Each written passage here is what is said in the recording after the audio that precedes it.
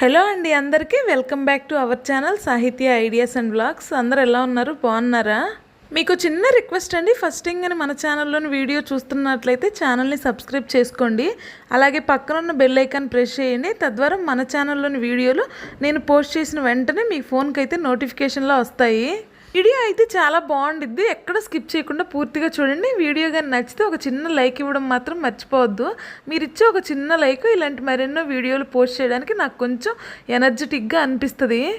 ఈరోజు అయితే చికెన్ పచ్చడి అయితే ప్రిపేర్ చేస్తున్నాను. ఇది నా స్టైల్ ఆఫ్ చికెన్ పచ్చడి కాదు, విస్మయ్ ఫుడ్లో చూశాను.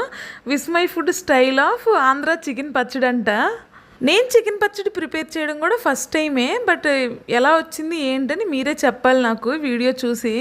ఫస్ట్ టైం అంటే ఇదివరకు అసలు చికెన్ పచ్చడి ప్రిపేర్ చేయలేదు అని అనుకుంటారేమో. ఆల్రెడీ 2-3 టైమ్స్ నేను ప్రిపేర్ చేశాను, బట్ ఈ స్టైల్లో కాదు. ఈ స్టైల్లో అయితే ఇదే ఫస్ట్ టైము. రెగ్యులర్గా నాన్ వెజ్ ప్రిఫర్ చేయంగానే వీక్లీ వన్స్ అయితే ఖచ్చితంగా తెచ్చుకుంటాము. అది చికెన్ అయినా, మటన్ అయినా, ఫిష్ అయినా ఏదో ఒకటి వీక్లీ వన్స్ అయితే ఖచ్చితంగా తెచ్చిన ప్రతిసారి కొంచెం ఎక్కువ క్వాంటిటీలోనే తీసుకొస్తాడు. ఎందుకంటే అక్కడ కట్ చేసి పెట్టింది తీసుకురాడు, లైవ్లో కోడిని తీసుకొని కట్ చేయించుకొని తీసుకొని వస్తాడు. సో లైవ్లో కోడి అంటే ఆల్మోస్ట్ 1.5 కిలో 2 కిలో అలా ఉంటుంది. ఆల్రెడీ అక్కడ కట్ చేసి పెట్టింది మాత్రం ఎప్పుడు తీసుకురాడు. ఇంకెప్పుడో బై మిస్టేక్ తప్పదు అనుకున్నప్పుడు తప్ప ఎప్పుడైనా లైవ్ తీసుకొని కట్ చేయించుకుంటాం మేము. మా హస్బెండ్కి ఇష్టమైన రెసిపీ చేసి సర్ప్రైజ్ చేద్దామని చెప్పి ముందు రోజే చెప్పాను, కొంచెం ఎక్కువ క్వాంటిటీలో తీసుకొనిరా ఎప్పటిలాగా అని. సో మా హస్బెండ్ ఎందుకు ఏంటి ఏం అడగకుండా తీసుకొని వచ్చారు.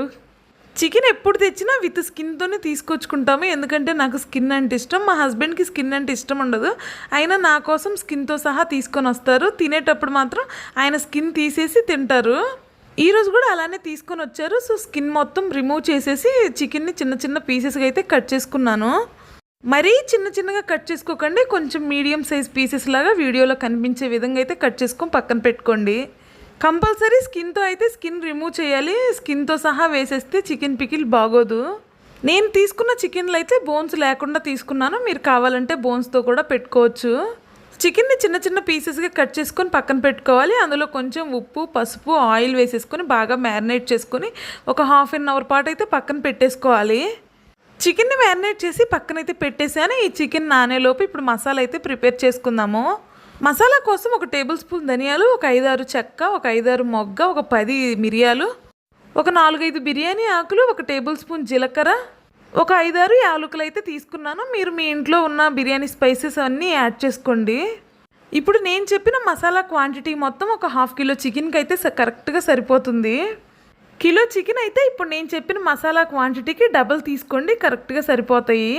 ఈ మసాలా దినుసులన్నింటినీ గ్యాస్ని మీడియం ఫ్లేమ్లో పెట్టి బ్రౌన్ కలర్ వచ్చేంత వరకు ఫ్రై చేసుకొని పక్కన పెట్టుకోండి. ఆ తర్వాత మనం ముందుగా పసుపు, ఉప్పు, కొంచెం ఆయిల్ వేసుకొని నానపెట్టుకొని పక్కన పెట్టుకున్నాం కదా, ఆ చికెన్ అయితే గ్యాస్ మీద పెట్టేయండి. కొంచెం వాటర్ కూడా యాడ్ చేయొద్దు. ఒక్క 5 మినిట్స్ అలా కలిపేసి ఆ తర్వాత గ్యాస్ని మీడియం ఫ్లేమ్లో పెట్టేసి మూత అయితే పెట్టేయండి. అప్పుడు చికెన్లో నుంచి వాటర్ రిలీజ్ అవుతాయి. ఆ రిలీజ్ అయిన వాటర్తోనే చికెన్ ఈవెన్గా కుక్ అవుతుంది. అస్సలు ఓపిక లేదు, అయినా కానీ చికెన్ పచ్చడి అయితే ప్రిపేర్ చేస్తున్నాను. మళ్ళీ ఫ్రిడ్జ్లో పెట్టి నెక్స్ట్ డే చేయాలి అంటే పచ్చడికి అంత బాగోదు. అప్పటికప్పుడు తెచ్చుకున్న చికెన్ అయితేనే బాగుంటుంది. కన్నుకైతే కంటి కురిపి లెగిసి బాగా పెయిన్గా అనిపిస్తుంది. ఎవరికైనా ఏదైనా ఆశ పెడితే కంటి కురిపి లెగుస్తుంది అని అంటారు కదా, అది ఎంతవరకు నిజమో కానీ నేనైతే ఎవరికేం ఆశ పెట్టలేదు, అయినా కానీ కంటి కురిపి లెగిసింది. కొంచెం అనీజీగా అనిపిస్తుంది, బట్ అయినప్పటికీ కొంచెం ఓపిక తెచ్చుకొని పచ్చడి అయితే స్టార్ట్ చేసేసాను. వీడియోలో కనిపిస్తున్న విధంగా చికెన్లో నుంచి వాటర్ అయితే రిలీజ్ అయ్యి చికెన్ బాగా కుక్ అవుతుంది. కొంతమంది వాటర్ రిలీజ్ అయిన వెంటనే ఆ వాటర్ అయితే పడేసేస్తారు, అలా పడేయాల్సిన అవసరం లేదు. వాటర్ రిలీజ్ అయిన తర్వాత ఆ వాటర్ మొత్తం ఎవాపరేట్ అయ్యేంత వరకు చికెన్ని ఫ్రై చేసుకుంటే బాగుంటుంది. అలానే వాటర్ ఉంచడం వల్ల చికెన్ పచ్చడి నీచు వాసన వస్తుంది అని అనుకుంటారు, కానీ అలా ఏం రాదు. అదే రొయ్యల పచ్చడి అయితే వాటర్ రిలీజ్ అయిన వెంటనే వాటర్ అయితే వంపేయాలి. రొయ్యలు చికెన్ కంటే ఎక్కువ నీచు స్మెల్ ఉంటాయి కాబట్టి అలా చేయాలి. చికెన్కి అయితే అలా చేయాల్సిన అవసరం లేదు. వాటర్ మొత్తం ఎవాపరేట్ అయిపోయిన తర్వాత అందులో ఒక 1/2 కిలో నూనె అయితే వేసుకొని డీప్ ఫ్రై చేసుకోవాలి చికెన్ని. 1/2 కిలో చికెన్ కాబట్టి 1/2 కిలో నూనె అయితే కంపల్సరీ పడుతుంది. అదే కిలో చికెన్ అయితే 1/2 కిలో నూనె పడుతుంది. చికెన్లోంచి వాటర్ ఎవాపరేట్ అయిపోయిన వెంటనే ఇంకా చికెన్ పీసెస్ అయితే పక్కకేం తీయలేదు, ఇంక అందులోనే నేను ఆయిల్ వేసేసాను. చికెన్ అయితే లైట్ గోల్డెన్ బ్రౌన్ కలర్ వచ్చేంత వరకు అయితే ఫ్రై చేసుకోవాలి. ఈలోపు మనం ముందుగా ఫ్రై చేసి పక్కన పెట్టుకున్నాం కదా మసాలా దినుసులు, అవన్నింటినీ మిక్సీ పట్టుకొని పక్కన పెట్టుకోండి. చికెన్ని ఇలా లైట్ గోల్డెన్ బ్రౌన్ కలర్ వచ్చేంత వరకు ఫ్రై చేసుకుంటే చాలు. మరీ ఎక్కువగా ఫ్రై చేస్తే ముక్కలు చాలా గట్టిగా ఉంటాయి. అలా ఉండాల్సిన అవసరం ఏం లేదు. ఇలా ఉంటే సరిపోతుంది. తినేటప్పుడు కూడా అంత హార్డ్గా అనిపించవు. ఫ్రై చేసుకున్న చికెన్ మొత్తం ఒక ప్లేట్లోకి తీసేసుకొని పక్కన పెట్టుకోండి. ఇప్పుడు అదే ఆయిల్లో అల్లం వెల్లుల్లి పేస్ట్ వేసుకొని ఫ్రై చేసుకోవాలి. అల్లం వెల్లుల్లి పేస్ట్ కొంచెం కచ్చా పచ్చాగా ప్రిపేర్ చేసుకోండి, బాగుంటుంది. ఆయిల్ అయితే పక్కకు తీయాల్సిన అవసరం లేదు, మళ్ళీ యాడ్ చేయాల్సిన అవసరం లేదు. మనం ముందుగా వేసిన 1/2 కిలో ఆయిల్ అయితే కరెక్ట్గా సరిపోతుంది 1/2 కిలో చికెన్కి. అలా చికెన్ని లైట్గా ఫ్రై చేయడం వల్ల పచ్చడి ఎక్కువ రోజులు నిల్వ ఉండదు అని అనుకుంటారు, కానీ అలా ఏం కాదు, ఎక్కువ రోజులే నిల్వ ఉంటుంది. అది ఎక్కువ రోజులు నిల్వ ఉండేది తర్వాత సంగతి, కానీ మనం అన్ని రోజులు నిల్వ ఉంచము. 1 వీక్ 10 డేస్లోనే ఆ చికెన్ పచ్చడి మొత్తం అవ్వగొట్టేస్తాము. కాబట్టి లైట్గా ఫ్రై చేసుకుంటేనే మంచిది. వేసిన అల్లం వెల్లుల్లి పేస్ట్ పచ్చివాసన పోయేంత వరకు బాగా ఫ్రై చేసుకోవాలి. ఆ తర్వాత మనం ముందుగా ఫ్రై చేసి పెట్టుకున్న చికెన్ కూడా అందులో వేసేసి ఒక 5 మినిట్స్ అయితే కలపాలి. ఆ తర్వాత అందులోకి మనం ముందుగా ప్రిపేర్ చేసుకొని పక్కన పెట్టుకున్నాం కదా గరం మసాలా, అది మొత్తం వేసేసుకోవాలి. అండ్ అలాగే మన టేస్ట్కి తగ్గట్టు ఉప్పు కారం కూడా యాడ్ చేసుకొని వెంటనే గ్యాస్ ఆఫ్ చేసేసుకోవాలి. ఉప్పు కారంతో పాటు కొంచెం పసుపు కూడా యాడ్ చేసుకోండి, అది ఎందుకో తర్వాత చెప్తాను. ఉప్పు కారానికి కొలతలేం అవసరం లేదు, మనం టేస్ట్కి తగ్గట్టు అడ్జస్ట్ చేసుకుని వేసుకుంటే సరిపోతుంది. ఒకవేళ సరిపోకపోతే మళ్ళీ తర్వాత అయినా కలుపుకోవచ్చు, ఏం ప్రాబ్లం లేదు.